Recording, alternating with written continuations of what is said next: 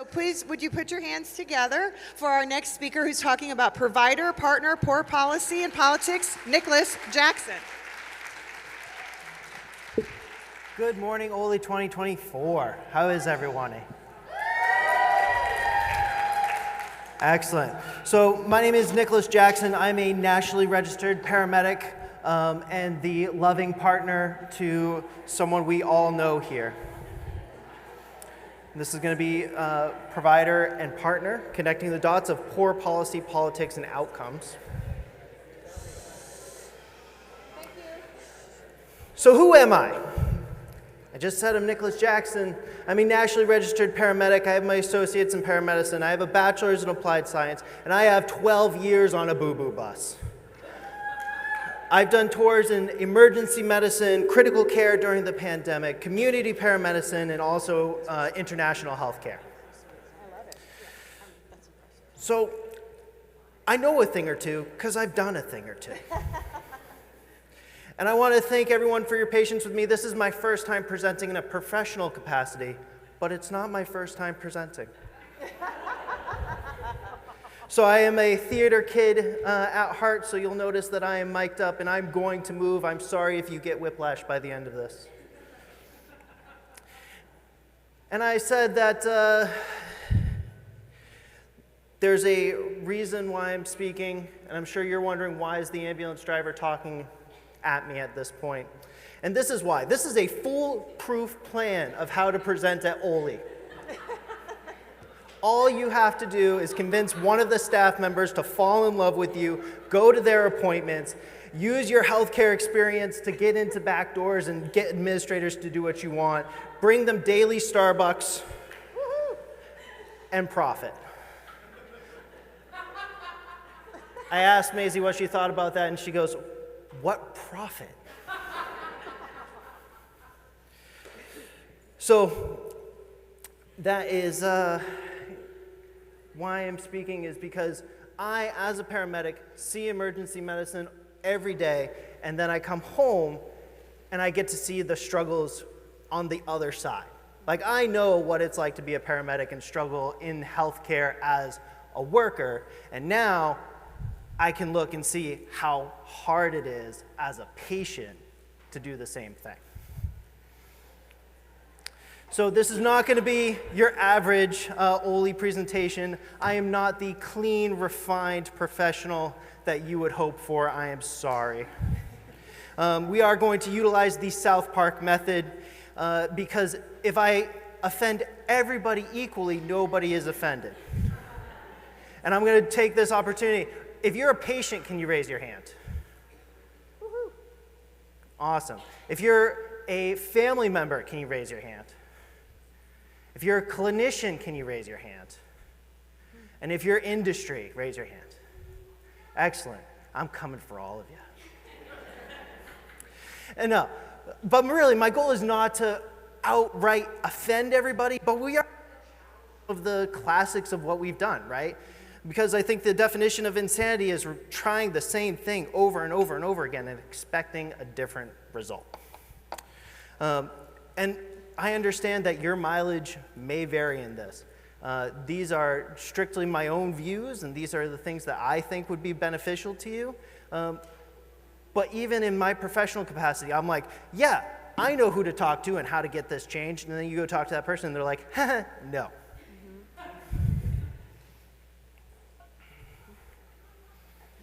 And magic button. There we go. So this is the outline of what we're going to be talking about today. We're going to be talking about emergencies because, you know, I work in emergency medicine and emergency response, so that's kind of what we're going to start with. We're going to talk about providing services, the providers providing services, and the patients being patient, and understanding that there are frustrating dichotomies on both sides of that equation. Hierarchy of power and hierarchy for you. The difference between can't, won't, and shouldn't. Compromise in the shit sandwich. Consent, informed or implied. And then finally, we'll wrap it up with connections, because the biggest thing to bring to the table is that we all suffer from the human condition in the same way. And if you can't find any other similarity, we all have to suffer with being human. So this is the definition straight from dictionary.com of what an emergency is. An unforeseen combination of circumstances or the resulting state that calls for immediate action. An urgent need for assistance or relief. How many of you have ever gone to an emergency department? Pretty much everyone, right? We all have an emergency. How many of you have had to go to an emergency department because your PCP told you to, and when you asked why, they said, just go? Did you feel like you were having an emergency? No. Do you think the ED doc, the emergency medicine physician, was the right person to talk to at that time? No.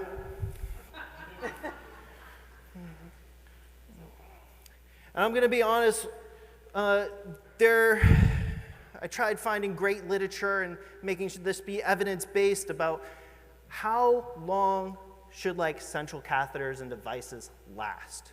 And I was like, we'll look at the producer's information, we'll look at the literature that we can find on PubMed, and the thing that I found is that the lifetime of central lines is measured in days, not years.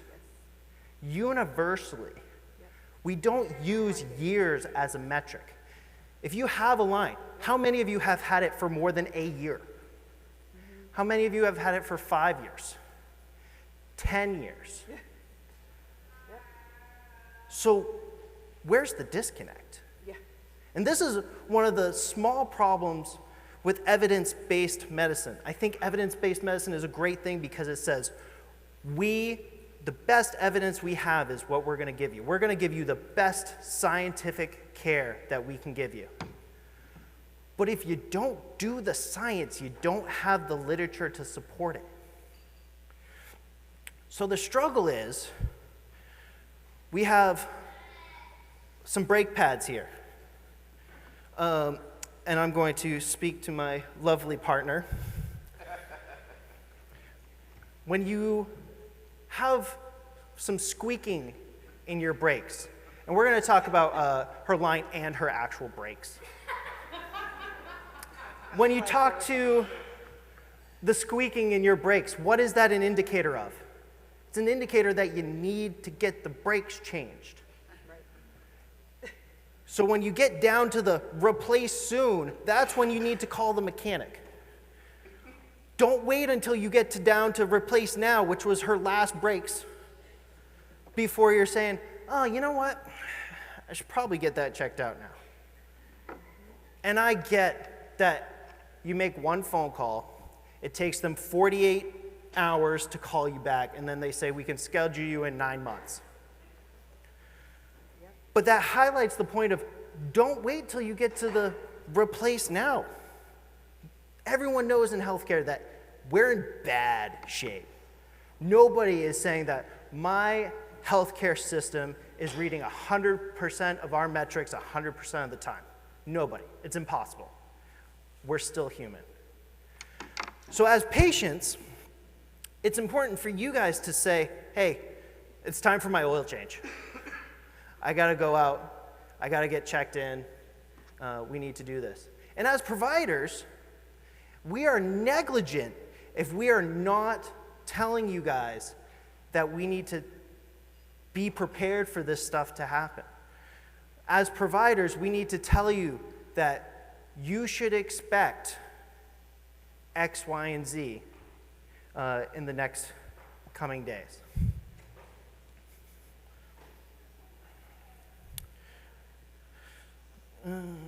There. I keep looking at the wrong screen. You would feel like I have a 50-50 chance. Not quite. Oh, thanks. So providing services and being patient. Who here has an advance directive? Excellent. Who here has either a pulsed, like a formal pulsed, or a more informal care plan written? Okay. So if you're a patient, your hand should go up in the very near future. The thing that I see time and time again is people end up in the ED because they have a disease process. And their providers did not prepare them. And it is not your fault. I do not expect every patient to have the same knowledge base as their physicians that are at a minimum of 8 years. That is not fair. But what I will say is that as a patient now, you know. I'm going to say anyone that went to Oley 2024 should know that they should go to their PCP and get a care plan. They are essential tools so that when you end up in the ED, when you end up at any emergency department, you should have that and say, look, this is what's up. Because I'm going to be frank, your emergency medicine doctor is not going to know at all what your diagnosis is. If it is moderately complex, if you're in the emergency department and you stop breathing or your heart stops beating, I got you. There are ER docs all over the country. They got you. That's not, the complex stuff is not what they're really trained to do. And it's frustrating because as medical providers, we are subspecializing and subspecializing and subspecializing, which is great because the area of medicine is getting wider, but we're not making a whole lot more physicians than we did. So you're stuck with the only physician that is intimately familiar with your diagnosis is 200, 500, 1,000 miles away. So when you get to those physicians, make sure that you incorporate them and that you have this care plan made up. And I'm going to be working with Oley, and we've already had some conversations on how to make an Oley-supported care plan that's just a simple written document that you can laminate and you can bring to your provider if you ever end up in the ED or something, and it says, this is the game. This is our game plan. What are we going to do now? On here, you'll see that it says the providers know the science, the medicine, and the standard of care with an asterisk. I think we've already heard that the standard of care, which by definition should be everywhere, is not. And we know that even as providers, even as physicians know that there is too much literature coming out and there are too many guidelines being updated for every physician to be on top of every guideline all the time. So you got to hold them feet to the fire. We know that there are going to be times when you have to advocate for yourself, and you should advocate for yourself. And on the patient side, you know your body. If something's wrong, yeah, something's wrong. I don't care what the blood tests say. I don't care what the imaging says. Your body's internal networking system is way more complex than we have the technology to detect. You know your activities of daily living. If you are someone who needs to work a 9 to 5, and they say, I need you to be in bed from 9 to 5, that doesn't work, right? And then your individual needs, and there's an asterisk.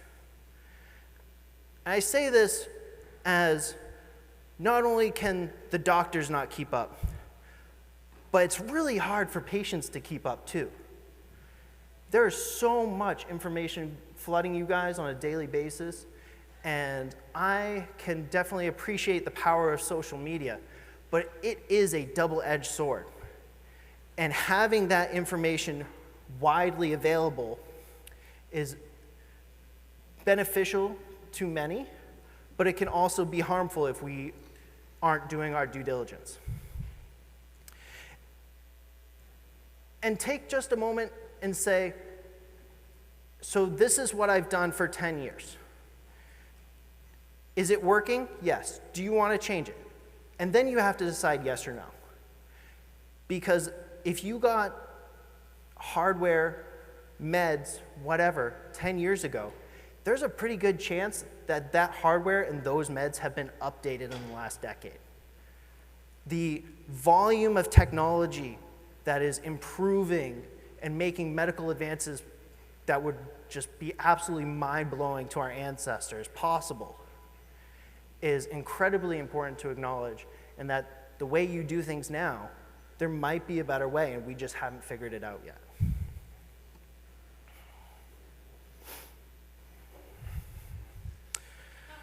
So this is an Oley exclusive, Nick's hierarchy of power.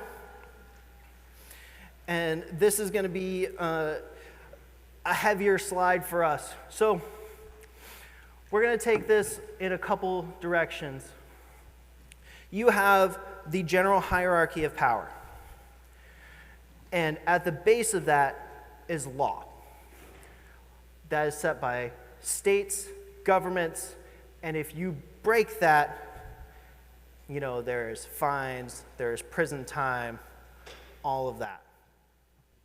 But that is the foundation that everything is set on. EMTALA is a law. If you present to an emergency department, they legally cannot turn you away, and they have to provide care regardless of your ability to pay, right?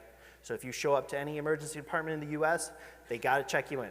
Doesn't mean they won't bankrupt you afterwards, but they have to provide you the care that you're due. There are rules. Those are in place from boards, and they can be sometimes within government organizations. And when you violate a rule, there can be pretty hefty penalties. You can have actions taken against your professional license. You can have fines applied. If I am riding around in Nick's ambulance and decide that I don't want to listen to any of the rules of Maine EMS, guess who's not going to have a license at the end of the day? There's policy. Policies are at the institutional level. And when I say institutional, I mean like broader institutions like your legal, or not legal, my apologies, your social groups. So your agencies overlooking entire departments. And those can lead to professional actions, basically saying that we don't want you working in this area of medicine anymore, sorry. Like, you're not hitting the marks, we don't want you to be here anymore, have a great day. Guidelines are created by smaller organizations, and you can get written up for deviation from a standard of care if your organization cares enough. And then the hot one is always preference. How many times has someone seen a nurse or a physician and they said, I don't feel comfortable doing that? Like, I don't want to do that. That's not usually the way I would do that. And the thing about preferences is that they're just personal. They aren't written anywhere, and you can just say no. And I'm going to be blunt and honest with you all. If there is a procedure or care that you need, and someone's saying no based off preference and can't clearly and articulately tell you the why, you need to address that immediately with them. And if they can't give you the clear reason, go to their manager. And if they can't give you the clear reason, every hospital has to have a quality department. Because here's the hard pill to swallow. When any patient dies, and I have been a paramedic for over a decade, I have seen children under 1 and adults over 100 die. I cannot shed a tear or lose a night of sleep because I have to go to work the next day or immediately after and focus on the next patient and putting out the next fire. The patients, you guys, are the only people who are 100% invested in your care. And I get that there will be clinicians who come up to me afterwards and say, like, well, I'm 100% invested in my patient's care. And I understand that thought, but the only way you can be 100% invested in that patient's care is if you have one patient. If there is anyone else on your patient panel, they don't have 100%. And as a system, you can't have a single patient panel. And as patients, not only are you going to multiple doctors, but you're juggling multiple things yourself. You're managing all of these aspects of healthcare. So, compromise.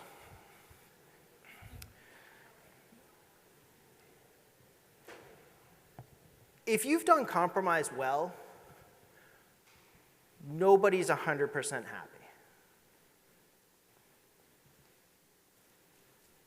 And that is a hard pill to swallow, but I really think if you have to compromise and everybody's happy, then you guys were just arguing over doing the same thing. So if you know about the traffic light system, great. Green means go, yellow means slow down, red means stop. It is that simple. And we're going to work on developing some resources for you guys where this will be like a dry erase. And you can sit down and have a conversation with your providers and say, okay, so this is in the green line. I want this line in this place with general anesthesia or moderate sedation. That's my green. And then your provider goes back and says, well, I actually want to put it in this place. And you say, we got to talk about that more. And you put that in a yellow.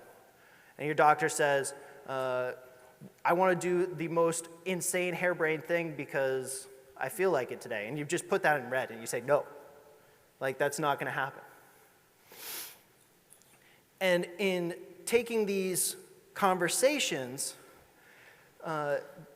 this is truly informed consent. And from a patient side, this is going to save you years of problems of being able to sit down and actually talk. Like, what else could we do? What else can we think about?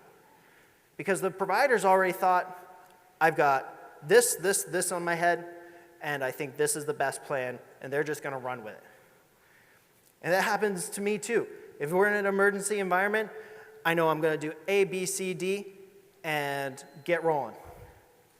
And sometimes you have to check yourself. You have to step that back. And for the providers, informed consent is a legal obligation that we are held to. And when we don't get truly informed consent, that opens us up to litigation and years of heartache. And I don't want to say that as a, think about it for your patients. Yes, you should think about it for your patients. But we all know, there has to be stick and carrot. From a working in a collaborative effort, the only way we're going to truly improve these outcomes and truly connect the dots is if we can actually have conversation. And as patients, I need you to call me to task. Be like, no, I didn't agree to that. What are you actually offering me? And as clinicians, we need to slow down and say, okay, this is my number 1 plan. This is my number 2 plan, and this is my number 3 plan. and be able to break that down.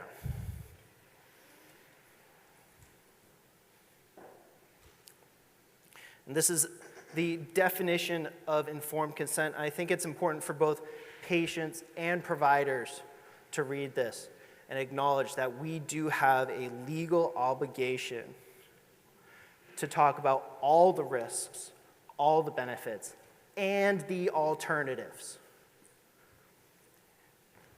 As providers, it is really easy for us to get caught up in our, this is the way I've always done it, this is what I feel most comfortable with. And it's really easy for us to do it and then kind of forget that the people that we're taking care of have to live their entire life with our choices. So what might be really convenient for me in the moment is not actually the right thing to do, because I have to consider what is going to happen to them tomorrow, next year, in a decade. And I'm just a paramedic. Like, there are physicians and surgeons in this room who your choices in that moment will have lifelong effects.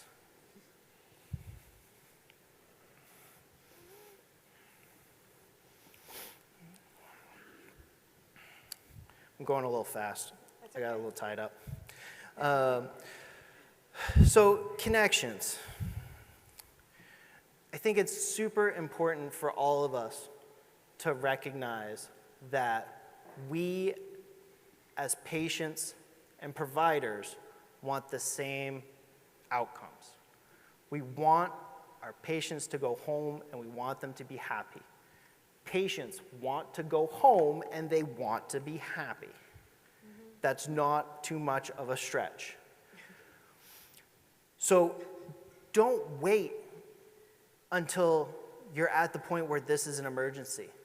Whether you are a patient or a provider, take some time, talk to your physician on a good day. Be like, so out of curiosity, if this goes bad, what do we do next? I'm a paramedic. I work in emergency medicine. It always goes bad. And that's nothing against you guys or anyone else, but that's my life. I have to plan for the worst case scenario. It doesn't matter if we're going to Hannaford. That's the grocery store. I don't know if they're out here. So take your time, talk to your patients, appreciate that you have different perspectives, but the only way to make it an equitable, amicable relationship where we can truly improve patient outcomes, we can make sure that poor outcomes are limited in a reasonable way, is to work together. And with that, I will say, be excellent to each other. Thank you.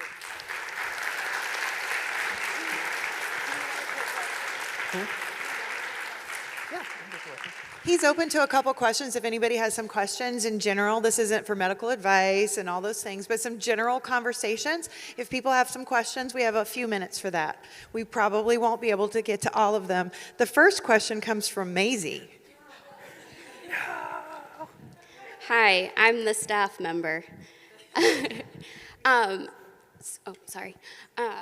So I heard somebody say, as you were talking about developing the resources and the care plan, let's say we go to the emergency room, we say, this is what I would love to see happen, and we have one doctor who's like, yes, this is great, thank you so much, this is fantastic, we'll follow this to a T. We have one doctor who says, thank you very much, and throws it in the trash. So do you, and I know because we've talked about this over dinner, do you have any thoughts about how we can kind of create some sort of systemic consistency and continuity with like a tool or a resource or something? And we as Oley can help with that. But do you have any thoughts about, like, from a systemic level, how we can implement something that is across the board respected as a legitimate resource or document or what have you as a care plan versus just like a little paper that we walk in with? Right, so I think it'll be great to have Oley on board and start making some of those movements. we really have to get to the point where we are at national level and talking to national guidelines on how to make care plans written. Since I've started, PULSEs, which are kind of your end-of-life care planning, have gone from like never heard of one, never seen one, to if I walk into someone who's like over the age of 80, 90% of the time they have their PULSE on their fridge. PULSE. Yeah. Explain that acronym. Physician. Thank you. Physician's order for life-sustaining treatment. And then there's like MOLST, which is the medical order for life-sustaining treatment. And those all will vary state to state. Yep. And where you're living, you'll have to look up what. If you go to pulse.gov, they actually have that information for you. And you'll be able to find your local state and what their definitions are. Thank you. Here's a question over here. So what would be your advice? We live in Wisconsin, and we live up in the North Woods, and we have to travel 3 hours away for our medical care. But both systems, our local system won't touch Corbin. They will not even, they use their little judgment and say no. But our doctor, our primary doctor's there, and our struggle is they're on one system, but then our other professionals are on Epic. They can't even talk. And so then the responsibility becomes 100% on mom and dad because we have a nonverbal. Everybody talks about, they can talk about their symptoms, my son can't. And so we fight tooth and nail to get that put on his record, but then we go to another place. If there is an actual emergency, they can't even access that information. And so what is your suggestion? I mean, we have all the my charts, we have all the things, but they just won't speak back and forth, and they just do the, yeah, we're not on Epic. So they won't pull up anything current for him. And so and we have the issue with how line care is. I mean, we go to the North Woods, they're like, look at us like, what's a central line even almost? And so what do you do when you're stuck in moving's not an option, and because I don't want to move. He has a beautiful life where we are. But, right, but how do we best advocate then for Corbin? So this is a tough question. I personally love Epic for charting my stuff. I understand that there are people that don't, and I understand that Epic is a beast for literally everyone to work with. So the only advice I can have is, it sucks, but print that stuff out. Yep. Have a book, have a durable copy, and have it in a digital format. Yep. Like have it on Google Drive or whatever cloud server that you utilize so that you can pull it up and say, give me, if you're in the kind of emergency situation. I love that. I absolutely, if people say, hey, I have my emergency info on my phone, amazing. Yep. It saves me so much time to just go hit emergency information. And you can put 90% of the crisis stuff I need to know in like a 5-second glance right there, and we can move on to the next thing. Yeah, I actually agree. We have a couple more questions. I actually agree with that. That's one of the things that I do for myself is every single question a doctor has ever asked us, what medications are they on, what's it for? In an emergency, I don't remember these things because he's got a list of about 50. And at what are his specialists? And they give you 2 lines to fill in. And I'm like, how much more paper you got? And I don't want to write this down, right? So I literally have written it and I just keep adding to it over time. And it's now 9 pages long. But it's all very organized. Every central line he's ever had, every blood transfusion he's ever had. And it's hard to start it, but once you keep it and keep it going, and I print it out and I keep one in my van, I put it in his go bag in the hospital, and I also have it on my phone. And the ones who are going to listen to us are going to appreciate it, and they're going to say, thank you, that's amazing. And there's some that are going to be like, you're over medicalizing, and you just say smile and thank you, and you move on. On your green light, red light example, Have you seen any good examples when I've had a lot of issues where like I'm talking to a provider and they are at complete red light. And I'm like, but here's the guidelines, here's what I've read. Have you seen examples in your practice where you've seen someone very eloquently bridge that gap between the red light to the compromise stage? Those like keywords you've heard them say where you've seen that light switch where we can step into compromise. Who's over here? Trying to think of how to say this articulately without offending too many people. You can go borderline. Yeah, Nick. borderline. Okay. So I will say, in my younger years as a paramedic, like a fresh young buck, I would go toe-to-toe with anyone, anywhere, anytime, no questions asked.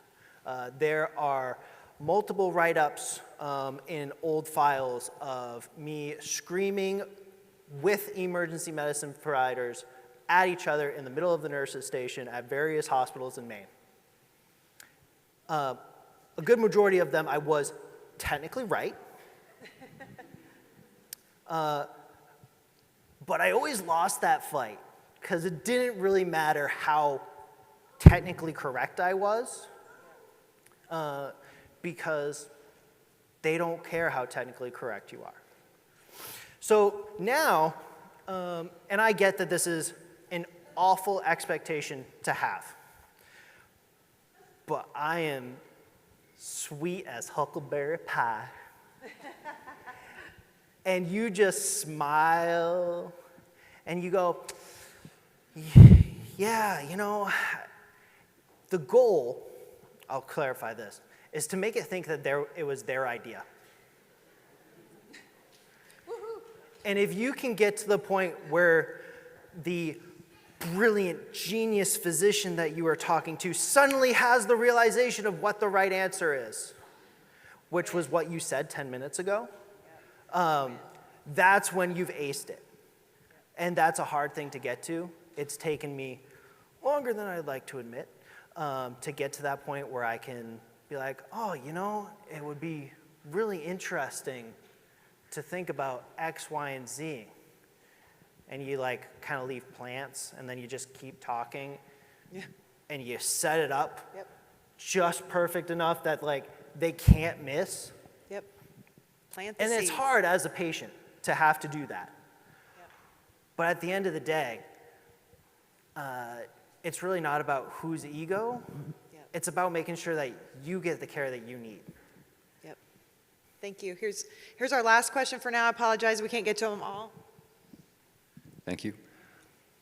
Returning to your brake pads maintenance analogy real quick, do you have any suggestions about how to navigate a situation where you are being very proactive and you're doing your due diligence about trying to get ahead of these things and like you mentioned before, and in response you're just getting, yeah, come back when it is emergent, over and over again, as just sort of like a routine experience.